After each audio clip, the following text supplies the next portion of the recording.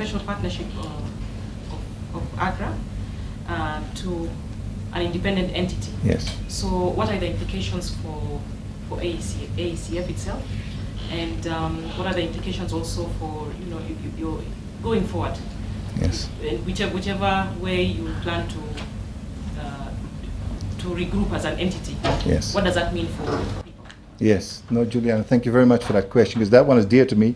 First of all, it's gonna cost us a lot more sleepless nights, because we're going to do the transformation to that AECF entity while we're managing this fund, which has so much going on that with the same team we're still trying to also make that transformation happen within hopefully 12 months, if we can help it.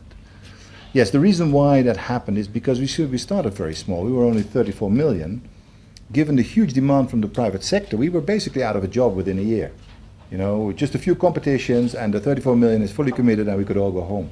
But then we saw that actually demand from the African small and medium scale enterprises was huge, and we couldn't meet it. So we started there with these different programs, what we called windows. You heard Mr. Rabbingen this morning saying actually you're 8 funds, you're not a single fund, you're 8 funds. And that was our strategy to grow, to do more specific, tailor-made programs for the various donors, the way they wanted to commit their money. So we've then come to that stage where we are now 244 million. But of course, if you grow that fast, the management structure, the light management structure that we had in the beginning does not fulfill your needs anymore when you're at that large scale and you're operating all over Africa.